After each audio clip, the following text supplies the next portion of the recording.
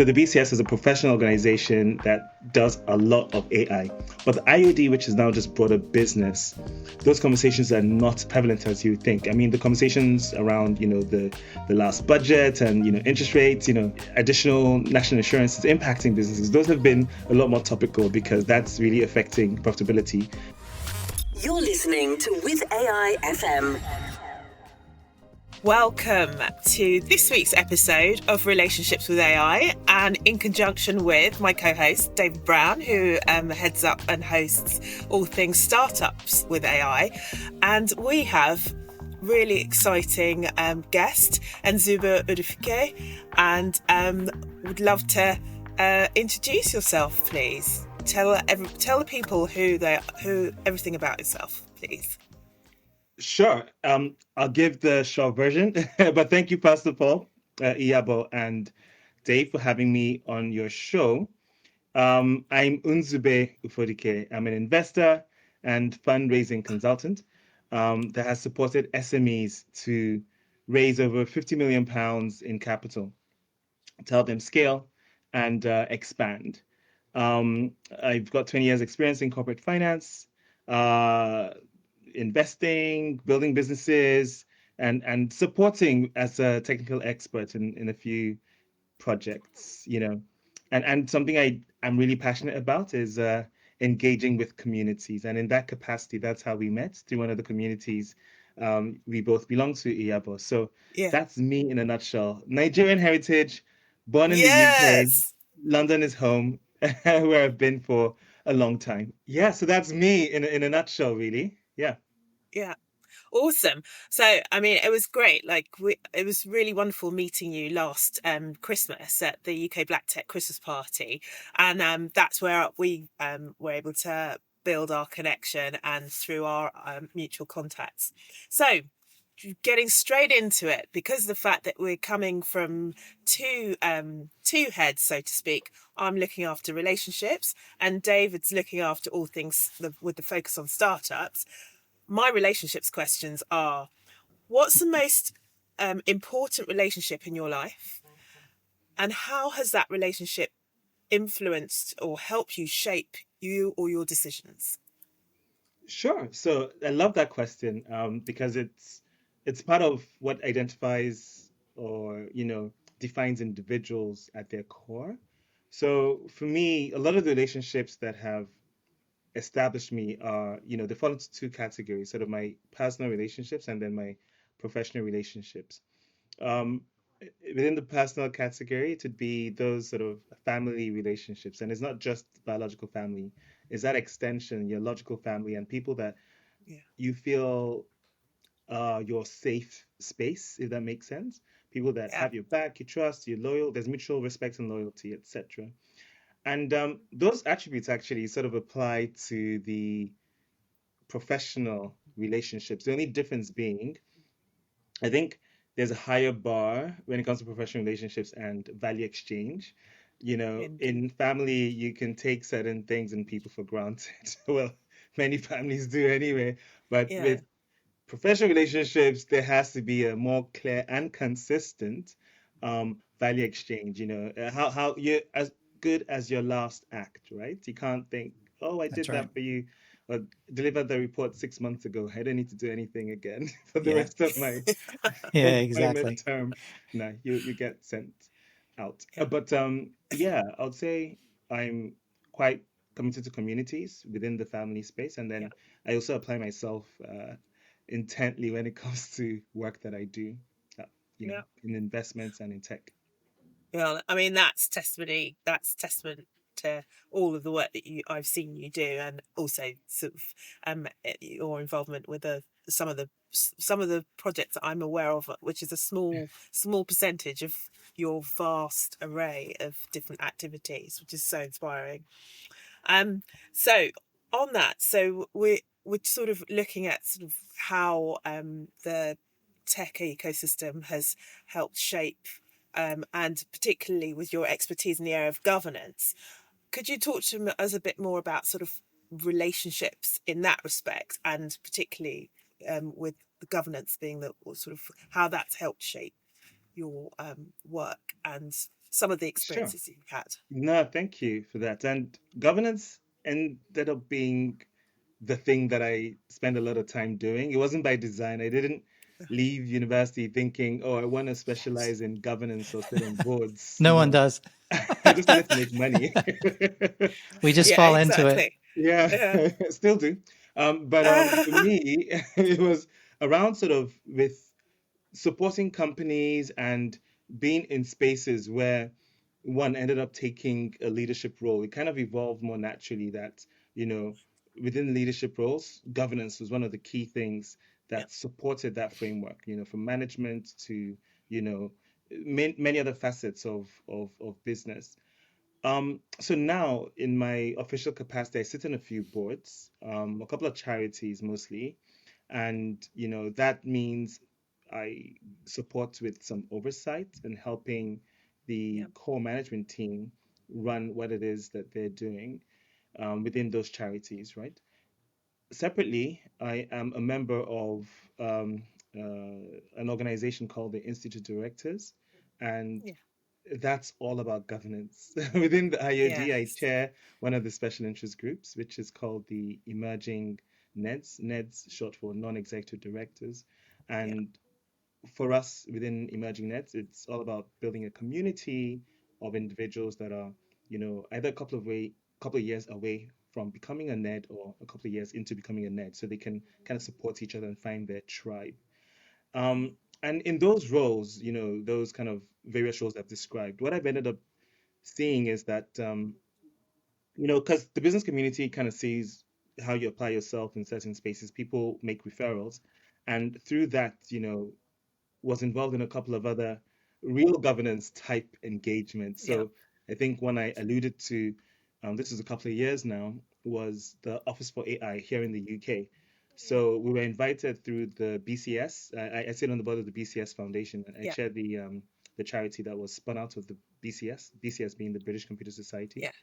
Yeah. Um, I won't bore you the long story, but there's an interesting connection with Mark Martin and the BCS, which we'll tell you about another time. Uh, But within the BCS, we were invited, myself and a few others were invited to participate and give views to support the Office for AI that was creating more kind of inclusive policy. So that's one. Then another another governance perspective across um, the channel going towards Africa in Nigeria, a home country, yeah. was invited by the Nigerian government to participate in a national artificial intelligence co-creation strategy workshop. So with that particular mission, the idea was to find people from around the world. They used an algorithm, an AI algorithm actually, to Yeah. get those mostly academics, I'll say about 85% academics, people that had the most number of citations, from robotics to machine learning, neural networks, around the world, from Canada, US, Saudi Arabia, Malaysia, India, China, Sweden, Australia, the UK. And then they invited all these people with the most number of citations in AI related programs, and they used another sort of name matching algorithm to figure out those that were more likely to be Nigerian. So those that had Nigerian names were invited, and all these people were brought in, and then they had a small allocation, about 15-20% of people that were non-academics but people in industry. And last year I had invested in a couple of AI companies, which is one of the things that led to me getting noticed. And a friend of mine, a person I had a long-term sort of professional relationship with, um, kind of tapped me on the shoulder and said, "Okay, this is going on. Would you like to be part of it? We need a select few private sector individuals to participate." So all in, it was about 120 of us that got flown into Nigeria from around the world, and it Amazing. was brilliant. Each day working within cohorts, there were 8 pillars that were built around specific areas. So I was part of the international collaboration and engagement pillar. There's an infrastructure pillar, there was a ethics and safety pillar, and a few others. But Yeah. each pillar would come up with ideas, a roadmap, strategic initiatives, budgets, go through iterations each day over the 5 days. And at the end of each day, we'll present to the audience of everyone and then get feedback and then have to go back. And the government officials will also give some insight. So that was the first time I've been like almost like in the boiler room with government officials Yeah, yeah. helping to co-create policy. And it was the most inclusive kind of approach that I've seen. It's different from the way the UK or the way the US would approach creating AI strategy or policy more generally. So Yeah. yes, governance, Yeah. I touch on very slightly from Hmm. a public engagement perspective. Mostly the Yeah. governance I look at is within companies and organizations, if that makes sense. Yeah. So on that, are you finding, I'm trying to think of the best way to answer the question. Yeah. I guess what's the feeling since you're very well integrated into the IOD?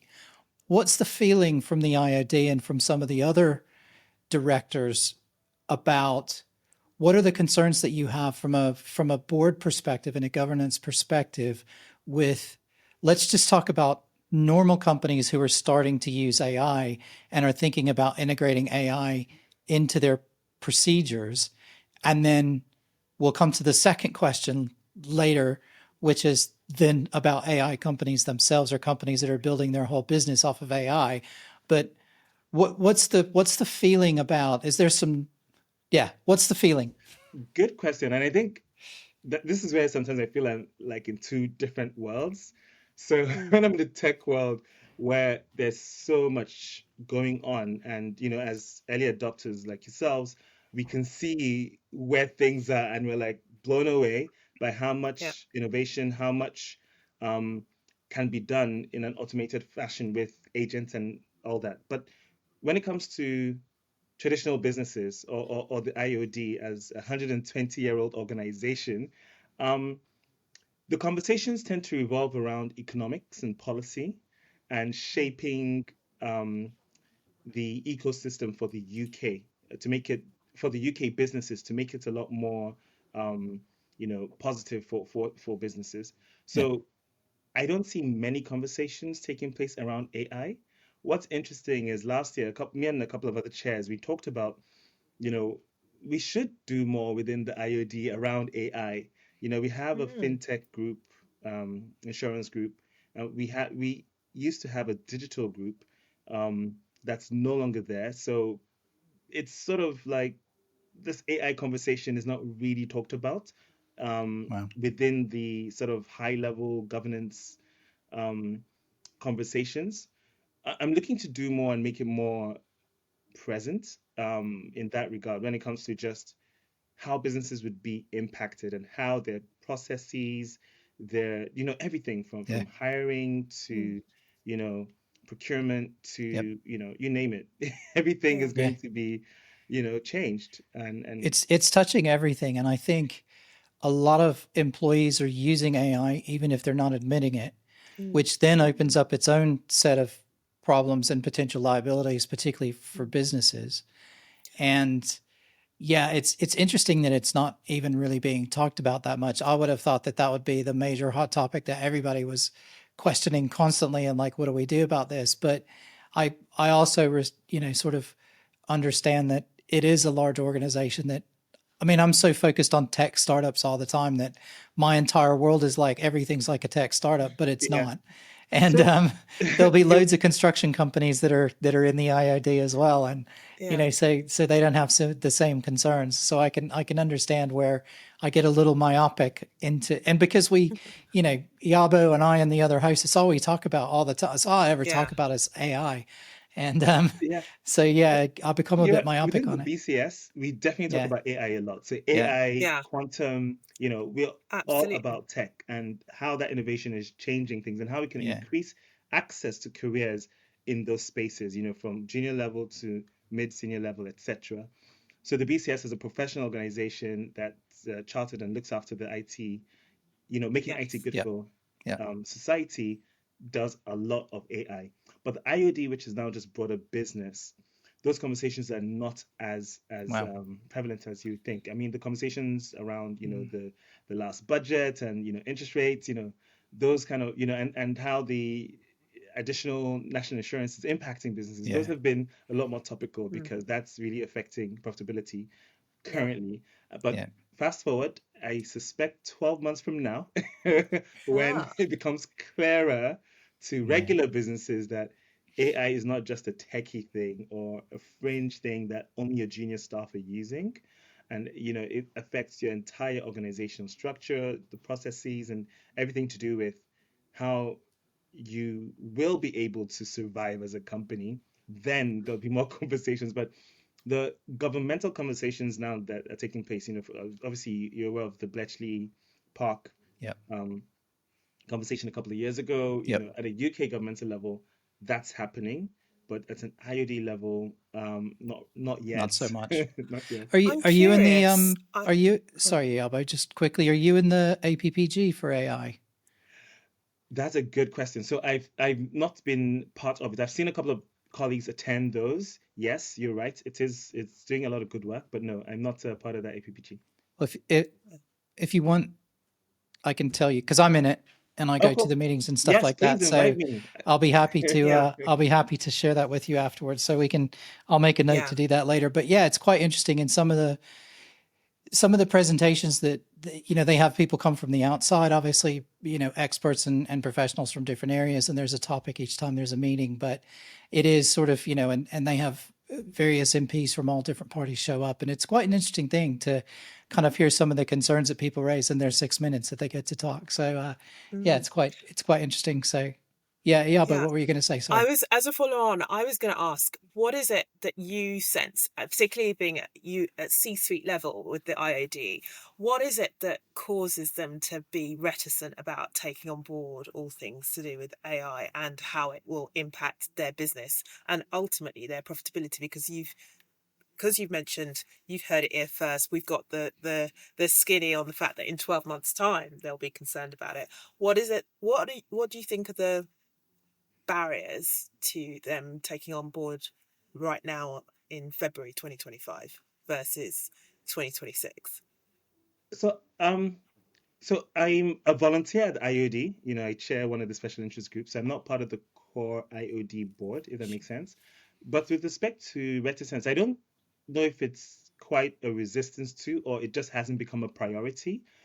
As a member-led organization, a lot of the things that happen are driven by the members. So I'm a member of the IOD and I lead one of the special interest groups. Right. In that context, when you look at the range of members, there are about 20,000 members of the IOD, mostly UK, but some are global. And many of these are small business owners. So the small business owners want to either connect with others or, impact policy or develop, in terms of getting that professional development, the CPD, the training that would allow them to maybe understand finance better, understand management better from a directorship governance level. So those things that people come to us for are much more high level. I mean, so they're less engaged from kind of business process efficiency, which is where Yeah. AI is um, playing at right now, even though there are some AI tools that even specifically focus on governance, helping Yeah. with board meetings and so many other elements of Yeah. just running and governing an entity. So I'd say it's more about the members having not raised it as a core priority yet, and we've had a change. Well, we've had a few changes in government recently, so we've been having to A kind of few. be that buffer Have and you? support. Well said.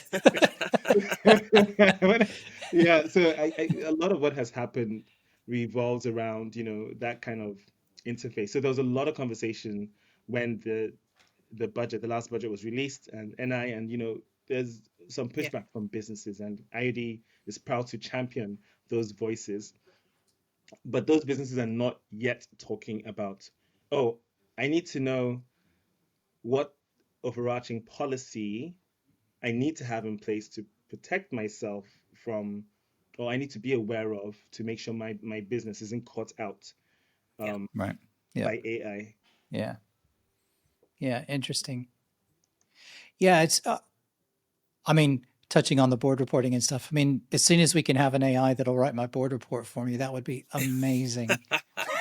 I keep asking Well, for it, and I keep looking I get all these newsletters, and I'm just waiting for one to pop up that, like, because, someone like, if you've got one from like HubSpot or from Zero or something that maybe plugs into those two systems, and you've got your CRM on one side with all your sales pipeline data in it, and then you've got your accounting system on the back end. And if you had some AI that sat between the two of them, it totally could write your board report for you because it's got all the data anyway, and it could probably do a better job of it than I can. So I'm just waiting for the day. That'll be a miracle. as long as you've got, at the end of the day, I think, as always, as long as you've got sort of a human at the end of it, refining it Yeah. and making sure that it does what it Yeah. does. But the bulk heavy lifting, absolutely. Let's just outsource I know. that. And I know the value of the board report. Not only is it obviously for the board to have the data, but it's like a business plan. The value is in the doing of it, because in the researching it and getting everything together, you're looking at all the numbers. And so you then internalize all of that and you understand where you are. So that's the value of doing it more than the actual report that it gets out the end. But still, it'd be nice to have it write it up for me. Indeed. And I suspect, with much, much larger entities where there's a, a much larger global footprint, they'll have more investment in tech, and AI is more center stage.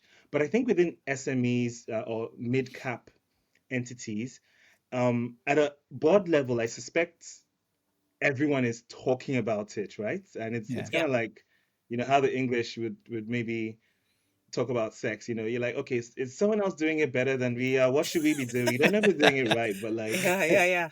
it's a What case techniques of are you using? people are talking about it in a way, but no one's really as sure about how it should be done properly Sure. within the context of their own venture. Yeah. So I think if an organization, perhaps the BCS, is better placed, not the IOD, where to Yeah. create a Yeah. framework for businesses that want to adopt AI, or even the UK government through the APPG, that framework that would give people some guardrails around how they should be thinking about and working with AI tools. That might help give some, comfort Yeah. to, Yeah. board members that are talking about it but aren't sure if they're doing it right because they just know it's topical, but they don't know exactly It, how it yeah, can be done. exactly. Yeah. Yeah. So when I talk on my Startups with AI podcast, I talk to investors because I like the investor side of the conversation. And then I also want to highlight new startups who are using AI in creative and new ways to do interesting things. And one of the things that I always like to ask on the investor side is, in today's world where you've got all these startups, and AI is definitely the belle of the ball at the minute until quantum comes. And we'll leave that conversation for now. But as soon as quantum starts to work, that's no one will talk about AI anymore. AI will be gone. No. Everything will be quantum. But for now, it's all AI.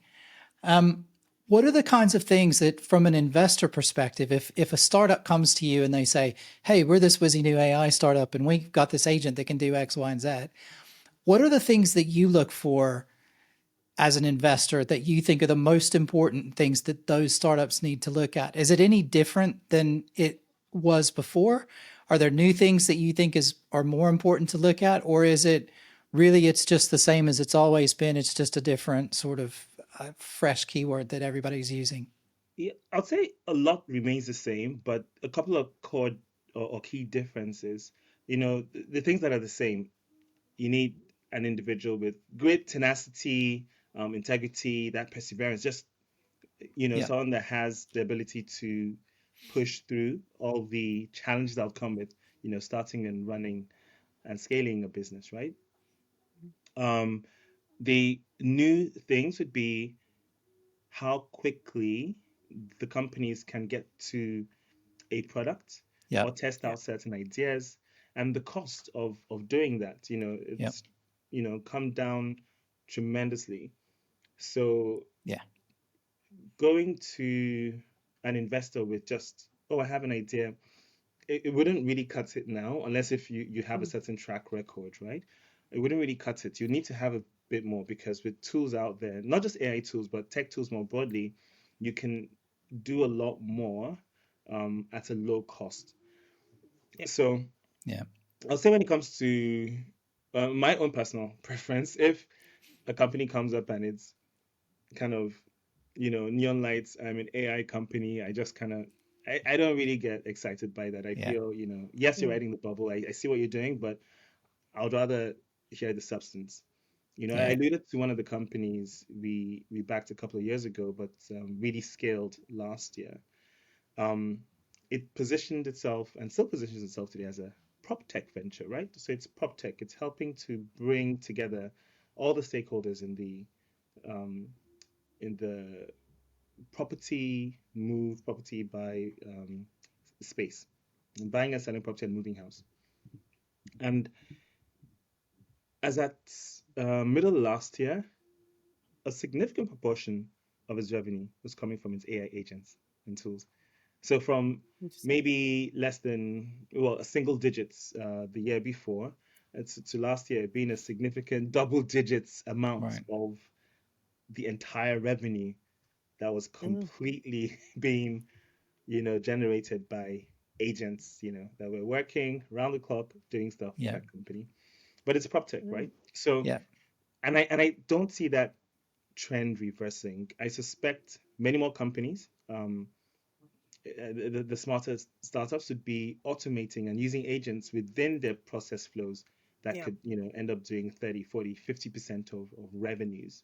Yeah. So it cuts down the need to have larger team sizes, Yeah. cuts down the need to have to go through many more kind of hoops when it comes to just expanding and creating a larger footprint. You can have agent to agent communications that just Yeah. streamlines it all. Mm. So, Yeah, yeah, this is Iyabo and I were Yeah. talking about this earlier today, and I was saying that the feeling that I got just from talking to a few of the startups and I mean I hosted the this podcast about AI I've been doing for over nearly 2 years now, Mm. and what I've noticed over time is exactly what you said, which is the startup team sizes are getting smaller and smaller and smaller, Yeah. and the investment required is getting like it used to be, 4 years ago or 5 or 6 years ago, if you think of 2018 or something like that, like if you had a good idea that you'd kind of road tested a little bit, maybe you had a small bit of traction, you'd gone for your seed funding, you were now looking for like SEIS money. So you're looking at like, 150K to maybe 300K, something like that. Mm. You'd have a team of maybe 4 or 5 people, and you were really looking to just to get to product market fit and, really start to say, is this something I can do? Right. That would have kind of been a feel for it. Now you're absolutely right. It's one person using AI who can build a mobile app in a weekend on no money, or let's call it a Yeah. couple of £100 by the time you've paid for some. Well, you can even get AWS credits for free, so you don't even have to pay for your database. So you've got AWS, you can use a thing to build an app. Even if you have basically no dev skills whatsoever, you can build an MVP almost in a weekend, and you can have that up and running, and you can you're already starting to go out and see if you can get customers, and it's a completely different thing. And I imagine I'm just imagining it from my perspective because I've got loads of, like every startup founder, I've got loads of crazy ideas, and I just think if I wanted to go out and do that now, how would I have to do it? And that's what I'd need to do.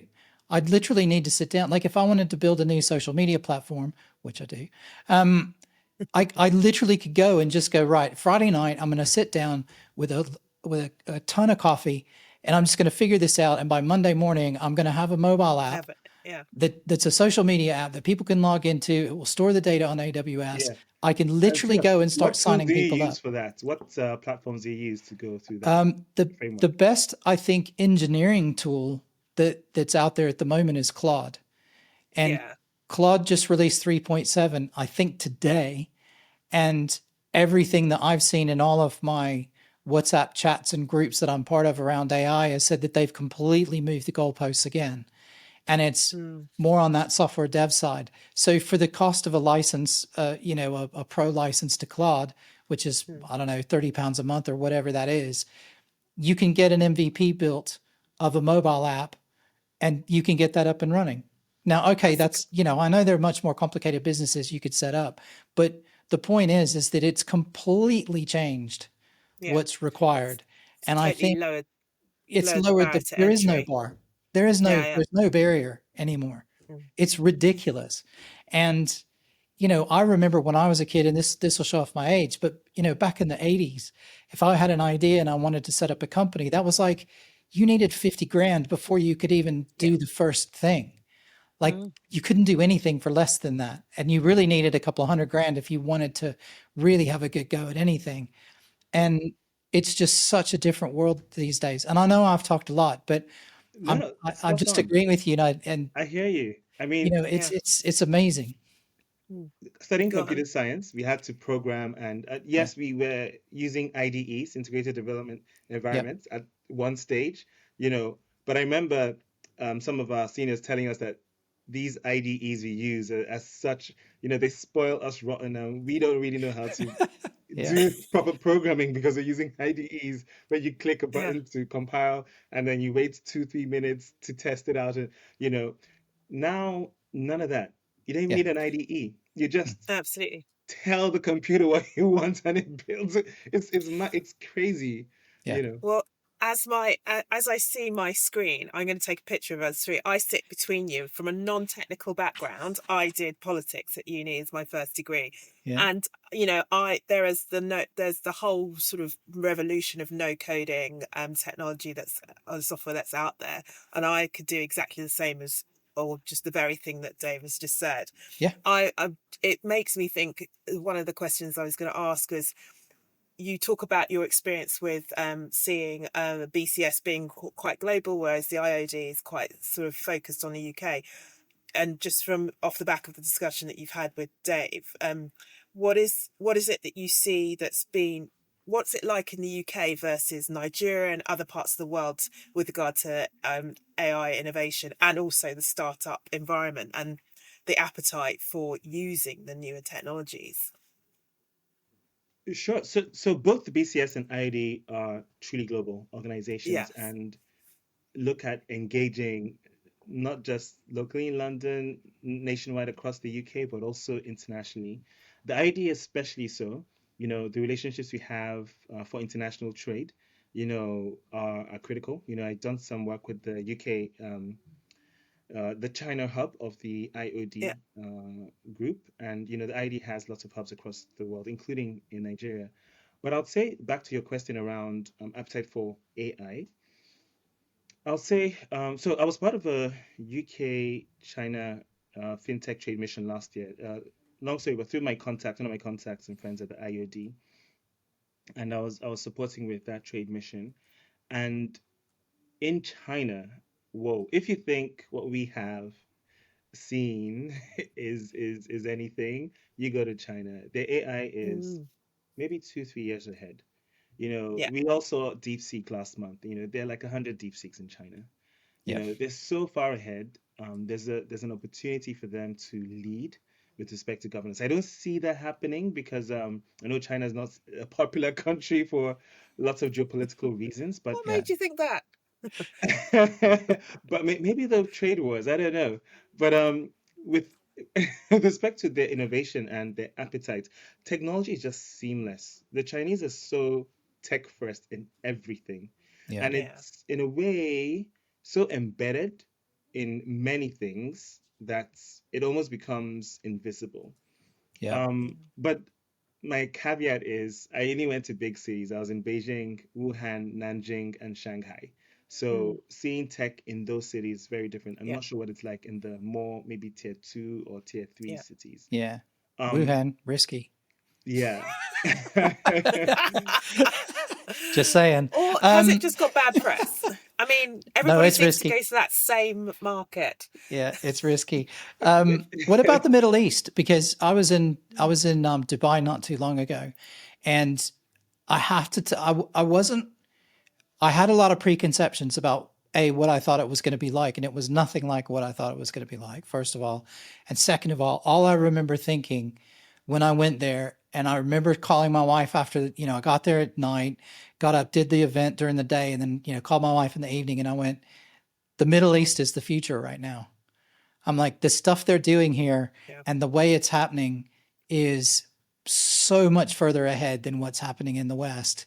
It was amazing. And so is that kind of what you experienced? So Is it similar? I haven't been to the Middle East I passed through Doha on the way back from China, but I haven't Right. been properly in over 10 years. Oh I yeah. So you remember wouldn't even recognize it then. when I went back Yeah, then, it's very different. it was one of the few cities in the world that I went to on holiday, and I was like, okay, I need to find a job here so I can stay. Any reason to move to Exactly. it was actually, it Yeah. felt that attractive from a Yeah. professional standpoint. Yeah. Yeah. Like I said, this Yeah. was over a decade ago. But I'll say fast forward, in the last 5 years, the interactions I've had have been indirect through a couple of my portfolio companies. So they have been um, lured in to the UAE by the amazing incentives that Yep. attract Mm. talent. So I'm Yeah. not sure about Dubai specifically, but I know in Abu Dhabi Abu Abu Dhabi. specifically, Dhabi Yeah. there are quite a and few, Saudi. obviously we know no one pays, well, they're the tax breaks to begin with, Yeah. but on top of that, they were giving office space for a year for free. And then if you had engineering talent, they were offering to pay a significant proportion of the salary. I think it was around 40% Yeah. of the employee's salary. Yeah. Mm. So, Yeah. with those, it just made sense to move or create engineering teams in the region. So two of my portfolio companies did create offices in the Yeah. UAE Yeah. because of the Oh, environment's a lot more nurturing and supportive. So, yeah. that, net effect on their balance sheet was significant, Yeah. especially given within the Middle East, it seems that there's no shortage of capital and the investments are Yeah. going into lots of different things. So it feels almost like a spray and pray approach. And they're trying to bring in as much talent to make sure that there's critical mass of a Yeah. certain level of talent to make things stick.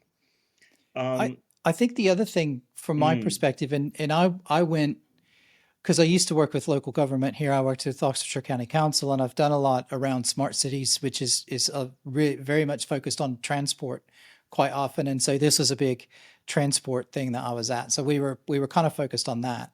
But in that context, what I also found really interesting as well is that because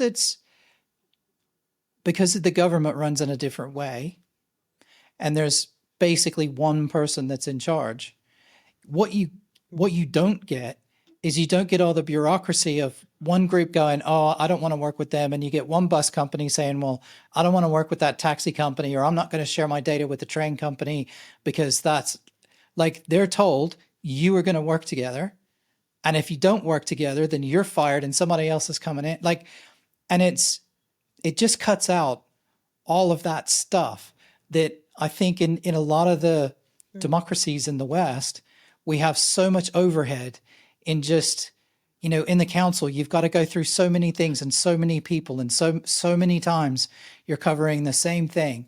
And then all the, you get to the point where you've done all the research, you've done the thing, you've written the document, you've put the policy together, you take it up, and then some counselor goes, yeah, no, I don't want to do that because I don't think the people are going to like it.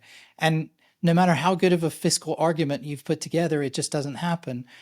And it, so from my perspective, and this is yeah, what you're getting at, right? It's easier to get stuff done and stuff happens faster and it works better yeah, because there's one person in charge that just says, no, you're going to make it work.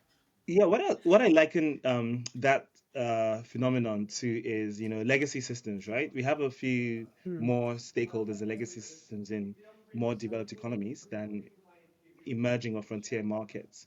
So there's room to just get things done quicker, the speed of execution, Yes.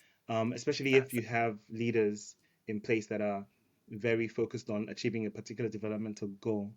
And it seems in the Middle East, they are really passionate about yeah. tech. So the amount of capital being invested Yeah. in exploring such opportunities is significant, from the Yeah. trade expos in the region that invites the whole world, and you see events on a scale that you haven't really seen in the UK, right? It's Agreed. mind-boggling, the numbers, given that those countries are Yeah. so tiny in terms of population Yeah. and relative global impact, but still they're Mm. able to attract a lot more. So there's definitely competition, um, from, I'll say, from the SME's perspective, when it comes to um, being attracted or being led into regions. The US is still doing, well, the US is driven by different states. So Yeah. states like Yeah. Texas, states like Florida Yeah. and New York, they're a lot more aggressive when it comes to trying to attract talent, global talent Mm. into global tech talent into those specific Yeah, regions. but they're So, not making it easy on themselves right now, are they? well, I think on a high level, they seem to not be making it easy on We themselves. we don't But need to I think talk on the politics, but come on, they're Yeah, I not think on the they're really making it difficult right now. I know it's really, it can be challenging for most to want to engage with the US. But I was Yeah. speaking Mm. to a colleague just the other day, and he was saying, like, in spite of what the the mood music is, his Yeah. strong view was, he was still doubling down on investing and Mm. going through with the US in Yeah. specific areas Yeah. because he thought that was where Yeah. there was still a lot of opportunity. It's still a massive It, market, but for the mm. talent, I think, and like you're saying, people who are coming maybe traditionally would have come from around the world looking at the US to say, hey, I want to go work in Silicon Valley, or I want to go work in Austin, or I want to go, to Chicago if you're in finance, or New York. And, Mm. people looking at the US, maybe now that gaze is turning somewhere else. And maybe that And I gaze think is it now doesn't feel as going, inclusive, Yeah. doesn't feel as and welcoming. It feels yeah, very America first, I guess, which is what yeah, the Yeah. mantra yeah, is, which excludes everyone that's non-American in a way that's not really, endearing. But hey, yeah, like you said, let's move away from Mm. politics before we exactly. We're going to get in get trouble people if Well, we keep unsubscribed I'm from going. I'm going to this. bring it back. I'm going to bring it back on that Please, note. So just Okay. rescue thinking me. about more the entrepreneurial side of things, I liked. I just thinking some more about your comments about why it is that the UAE has got such a pull on into global talent, and specifically with the sort of the startup community and the engineering base. I think certainly from the friends that I know that who are moving into that space, into that part of the world, and other podcasters I follow, there's a real entrepreneurial heart that's being cultivated even from when children are in school. There's there's a podcast I follow who's in the prop tech game, and he was saying that even putting his children in school, that they are encouraged to um, you know have a relationship with entrepreneurial behavior. So they're looking at how do they cultivate a group project of a class tree in their garden, and then how do they grow it quite literally and grow its capacity so that it can then yield income for that class in some capacity. So if you're getting that from primary school age children, and these are kids that are 3 and 4, and then that's the attitude all the way through, Yeah. and perhaps that's sort of one of many reasons as to why that particular territory is being innovative with regard to its business acumen, but also with its desire and drive in the space of AI. Because as you said, it's very exciting to see the vast amounts of money. I mean, King Mohammed is really passionate about wanting for that part of the world to be the best of the best. So Yeah. why not? And it's an easy sell if you go there. If you just tell them that you're going to be leading Absolutely. the world in whatever it is, then they'll go, okay. And it helps that the I mean, weather's you and have the to sun prove it, shines. but yeah, but it's quite interesting. It's an amazing place for all Yeah. of those reasons, Agreed. and Agreed. it's quite interesting. It's quite interesting. Mm. Sorry, So we'll steer back. So yeah. what's the biggest trend that you see in AI coming down the pike? So right now, I mean, it's kind of like the conversation has come up again, but it comes up every so often. Um, is VC about to be disrupted, right? So Yeah. it comes, yeah, it comes up every couple of years. But VC has been around for a few decades now, so I'm not sure about that. and mostly for regulatory reasons more than anything else, not because it can't be structured in any other way. But coming back to trends, I think investors are going to use more and more tools to support finding and analyzing companies. That pattern matching that takes place now. Obviously, it's operational and it is done, within short time frames. You have so many companies to look at. As an investor, you probably get nothing short of 5 or 6 businesses that pitch to you each day. So could be a lot more if you decide, depending on the size of your fund. I Yeah. mean, I don't have a fund. I do angel invest. I probably get maybe 2 or 3 pitch decks a day. But I've been in the If industry for over yeah, Yeah. 15 years, so if you're that Y kind Combinator, you're getting hundreds. of. Yeah, So exactly. I think tools to streamline um, will become more and more popular. So that might include elements of agents inside of the space. Go on, David. So on that, Yes. my question is that when you're looking at startups, you're looking at some sort of area in a lot of instances and ground that hasn't been covered. So do you think that using the historical data from historically successful companies, trying to predict something that's going to be successful in the future, how accurate do you think that is? I mean, obviously there's maybe there's some data that might be predictive, but there's also a huge amount of that. It's looking at the people and it's hearing them talk and it's going, I'm going to invest in, because in the beginning, you know this as well as I do, you invest in the founders. Like you're not investing in their idea necessarily, you're investing in their ability to deliver whatever they're doing. And, you've even seen it on Dragon's Den and you see it other places where they'll go, it happened in this season a couple of episodes ago. They're like, the one guy was like, I don't think your idea is any good, but I really like you. So I'm going to give you the money because you're going to do something. And I don't know what it is. It isn't going to be this, but it's going to be something. And I'll make a lot of money from working with you, and gave him the money. And so I wonder if using AI, do you think, I guess, let me change the question.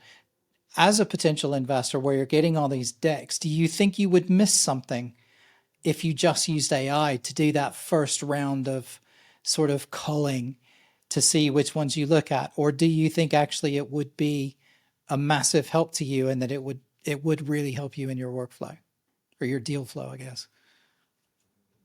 So, I think the workflows definitely can be improved. Actually, I'll contextualize one thing. So, yes, you're right that many traditional VCs do look for stuff that's not um, been done before. The novelty, the disruption, etc.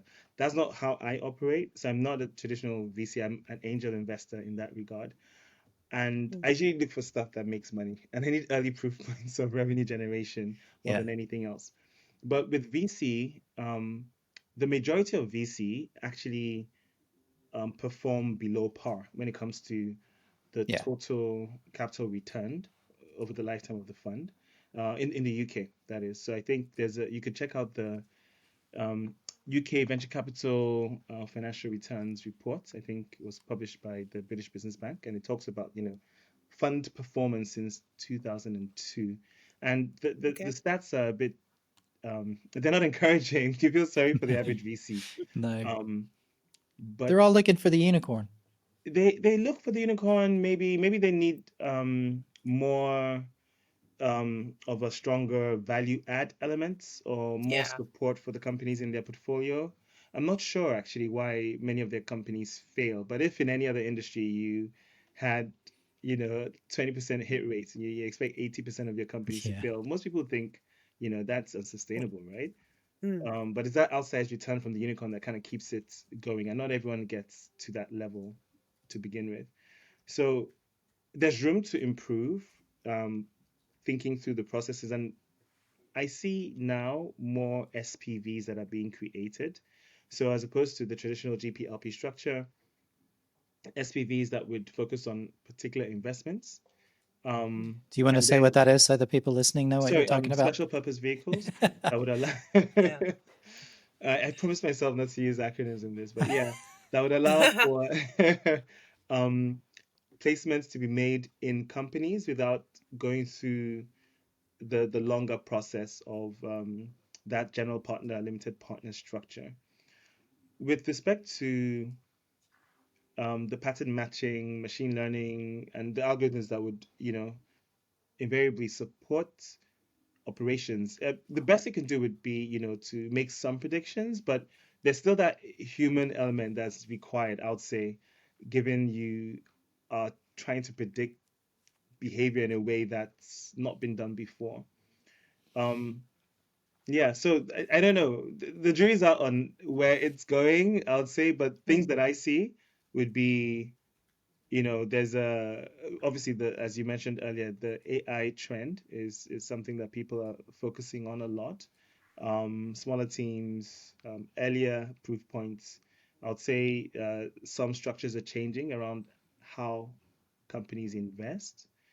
mm, Um, but yeah, the jury's out. We'll see what this vintage is. So each fund is raised by a vintage year, right? And it takes a few years to see what the mm. actual return for that Yeah. particular vintage. So Yeah. it'll be interesting to see what happens 5 to 10 years from now.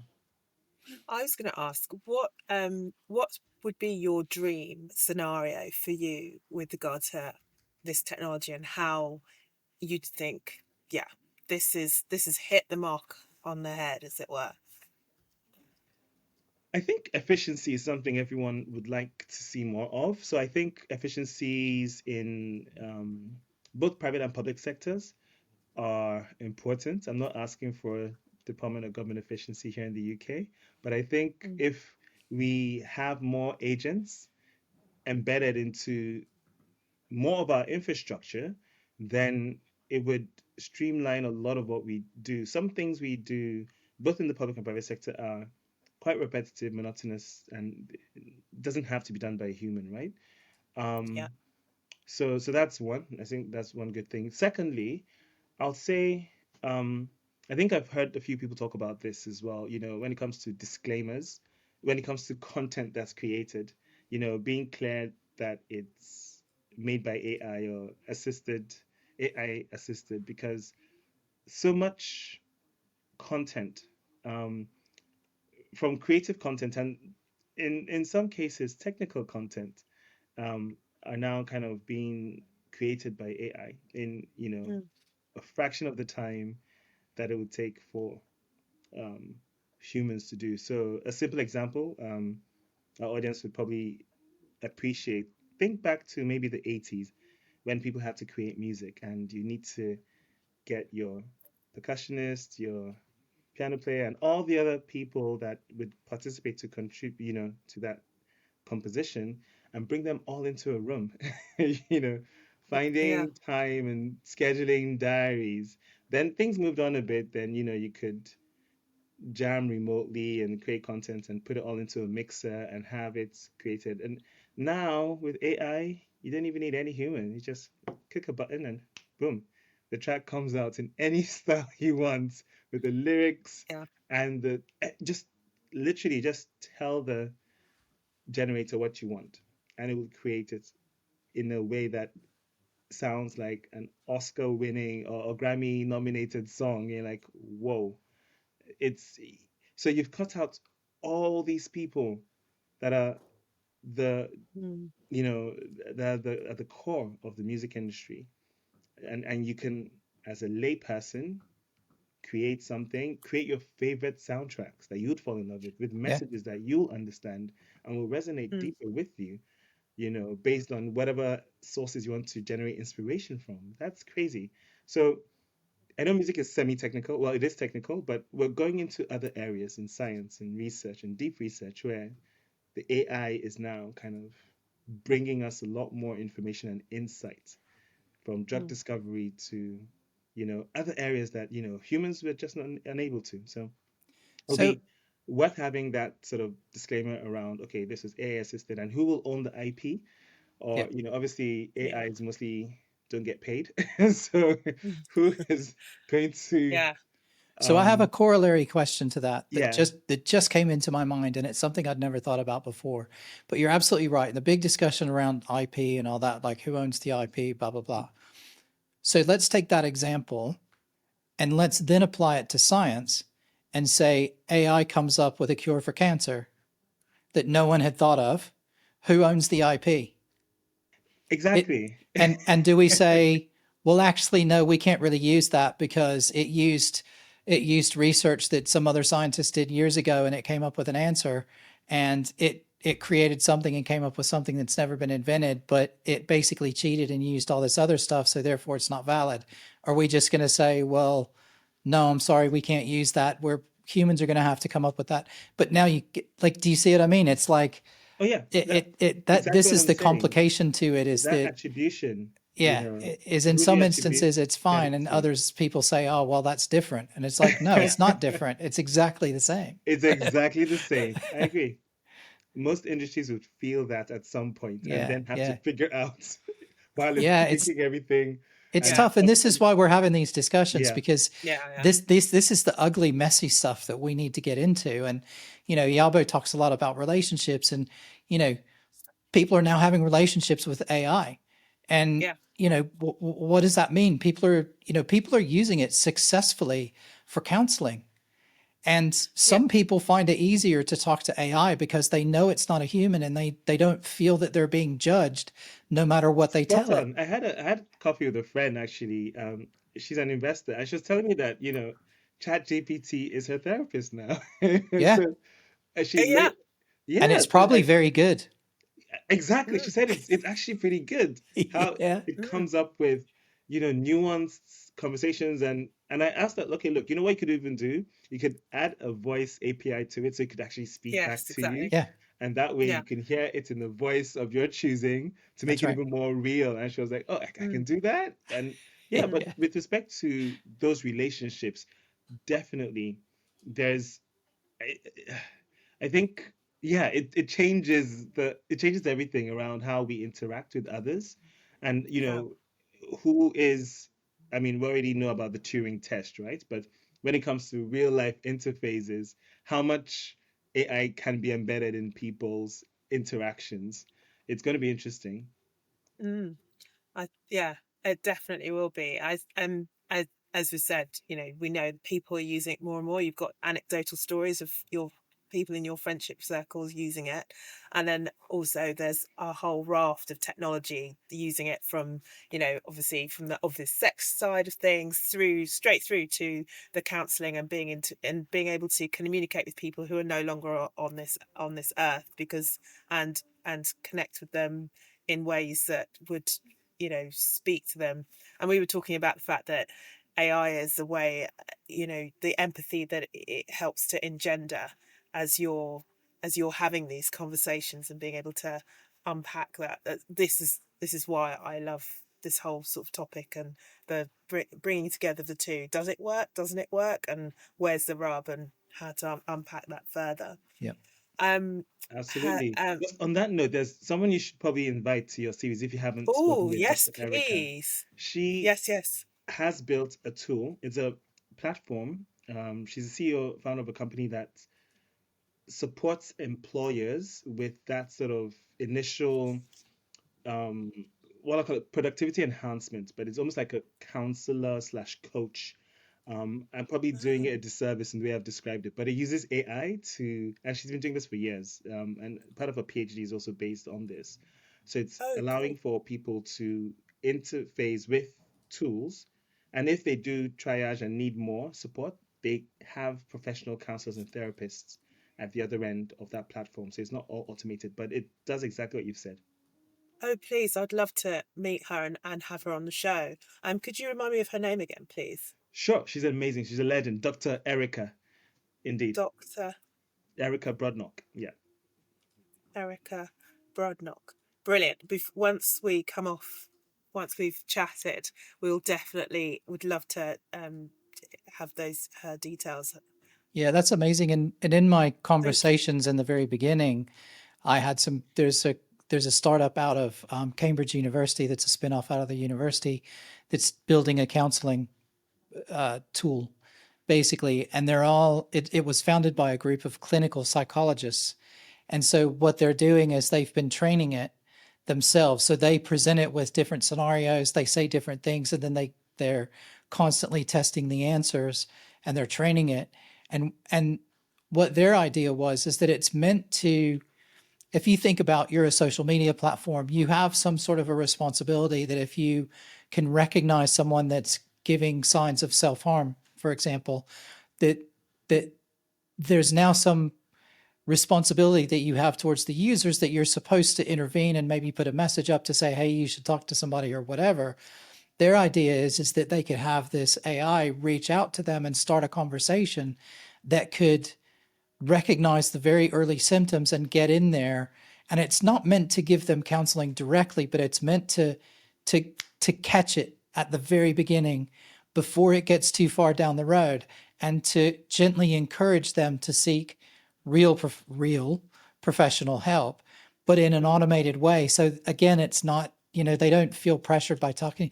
I thought it was an amazing idea, and that was probably over a year ago now. So it'd be good to check Yeah. in with them and see where they are with it. Yeah, But definitely. I thought the fact that it was being, it was founded and driven by people who are actually practicing clinical psychologists, and that they were the ones that were training the model, that I thought that was a really interesting way to go about it. Definitely, there's some similarity. I think there's some overlap with what Dr. Erica is doing, Right. and I think what Okay. struck me about her research and her business is because it goes beyond the LLMs we all have heard of, the large language models, Yeah. and we all know as well the LLMs do have a degree of bias because they're using Yeah. data sets that are incomplete. And her research focused on making models more complete. So it's Oh, being able to extrapolate more accurate information using smaller models. So, Right. and, yeah. and it kind of ties into, I guess, one of the earlier questions you asked around what's happening in other regions. I got this white paper Yeah. last weekend. I haven't gone through it yet, but it was um, focusing on small language models and ways to Mm. democratize governance and generative AI for innovation in the low-resourced global south. Yeah. Because where the compute power, the resource required to build and invest in these spaces are just not practical, you can have the small language models step in and give results that are on par with what happens with large language models. So certainly worth looking into, from Yeah. a cost perspective and also from an accuracy perspective. Yeah, that'd be good.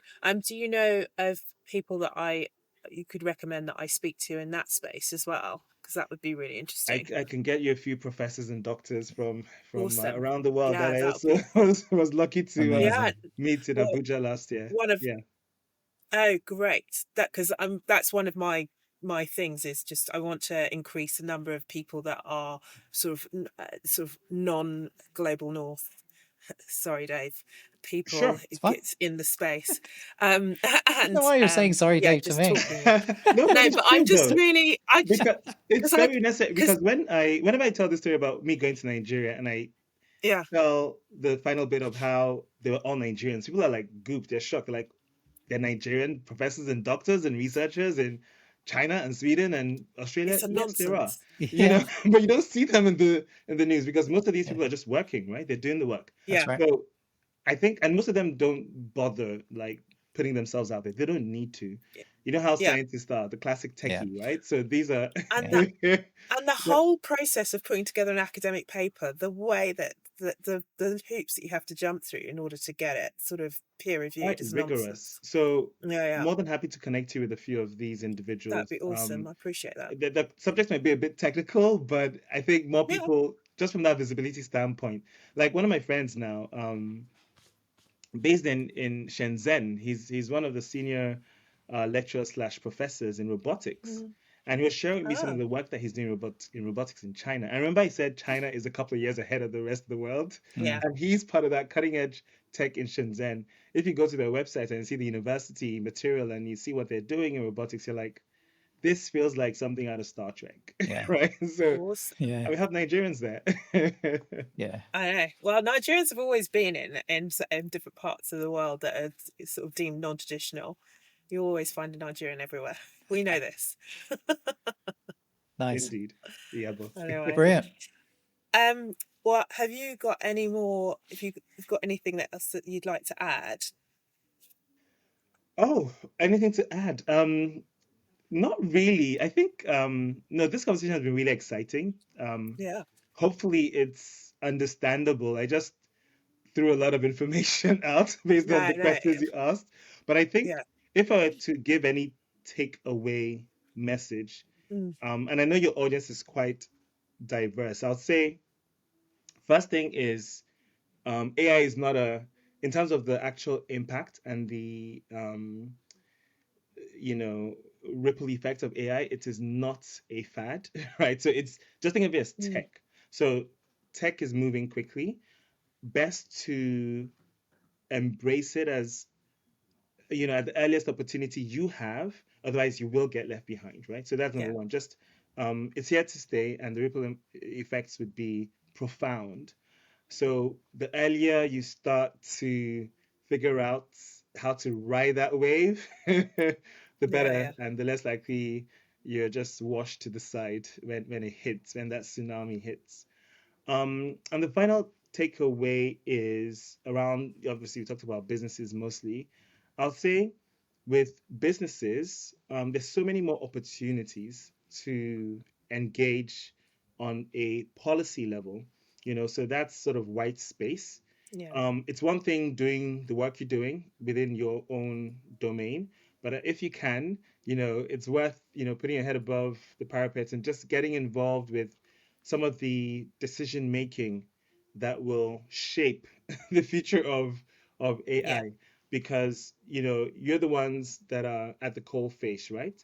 Remember, I'm sure you're old enough to remember this, David. There was a time, it was in the 90s or the noughties, when cyber criminals could only be convicted of electricity theft, right? Yeah.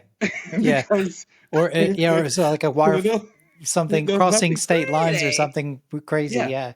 Yeah. because Yeah. it's Yeah. just electricity theft. Okay, you logged in and you stole, I don't know, Yeah. one what's the unit of electricity again? Not God, my physics teacher would be embarrassed. It's a jewel, or is it? One unit of electricity Yeah. Joules from or Yeah. the whatever. Yeah. remote computer. That was all they Yeah. Yeah. could convict individuals of.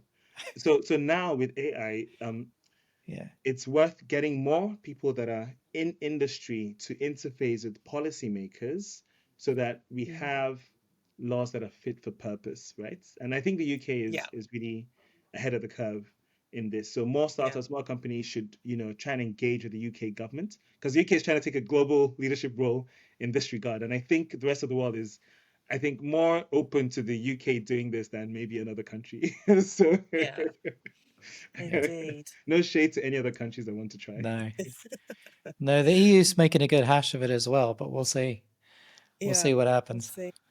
Brilliant. Well, have you got any more questions, David?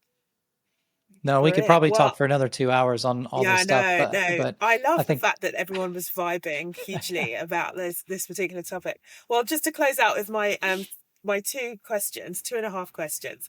So, thinking again in relation in connection with relationships, what's been the most powerful lesson that you've or gift that you've been given in a relationship in the Ooh, the context of most work or powerful family or things? gift I've been given in a relationship. Hmm. I'd say just that's a difficult one. I think Mm. each relationship Something is that's given you a unique. warm fuzzy. Yeah, I'll say love, but love is hard to describe, right? It feels like one of those Disney type things. But I'll say in terms of practical things, from relationships, it's just spaces where I can just be me, right? And the other person Yeah. can be them and we could just vibe. So that's what I value most. And when people make time to create space in a way that's not like, oh, we're just tolerating you here, or you have to clip Mm. elements of your being to fit into our perception of you, then those kind of relationships for me are, you know, they make me feel, they make my heart full, if that makes sense. Yeah. Mm. Love that. That's great. And then, so on the converse, the opposite side, what's given you the ick? What's been a regret or a lesson that you've learned or received from a relationship, be it in business or personal? Lessons learned. I think when people show you who they are, accept it quickly enough, number one. Not to say people don't change or evolve over time, but I think um, appreciating that and then building around that allows you to be more efficient. Um, Yeah. so yeah, I think that's it. So learning That's better, great. and I think it comes with just maturity or experience. Being able to better understand individuals, motivations, and then also weave your own agenda into that where you can. Especially if you're Mm. someone that likes to, by default, just give, right? If your default is, Yeah. oh, you give, give, give, then Yeah. you Yeah. need to quickly um, withdraw barriers to protect your energy and to make sure that you're also receiving. Otherwise, you just be drained. Yeah. That's a very, very wise fact. And then just finally, and just in relation to sort of AI, and so we tie it back, how does that work out for you when you're in a relationship with AI and your your context in through That's your interesting yeah. because I think well, in my relationships with machines, I'm usually just taking. So I kind Yeah, it's quite extractive. I Yeah. don't think I give my machine enough love. I think I have too many tabs open. I don't defrag it enough. I should do a proper like cleanup and stuff. But yeah, sorry. But my relationships with machines, yeah, that sounds hypocritical. It's funny because we treat machines as inanimate objects, right? And we don't Mm, engage with them in a way that's. I mean, I do say please and thank yous to I've read Yep. Gemini over ChatGPT. yeah. When I speak with any generative AI platform, I do, you know, Yep. treat it with respect. Same. But Yeah. yeah, I probably need to figure that one out. How It's better to train it to be nice than to not train it to be nice, is Yeah, my that's true. theory. And every interaction is exactly. training it a little bit more. And so, Yeah. plus, at some point when they take over, I want it to look back and go, but that guy was always nice That to guy me, was so he nice can to me. live. He always Yeah, asked how I was exactly. doing.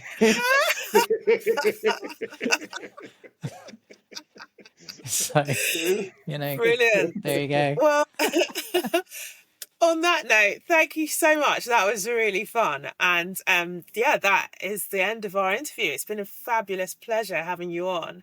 And yeah, looking Thank forward you for the to invitation. It's been great to reconnect with you, Iyabo, and to meet you, yes. David. Thank you for your time. Yeah, same. And to Amazing. everyone that's listening, thank you for listening and making space for this conversation with AI. And Nzube Ufodike signing out.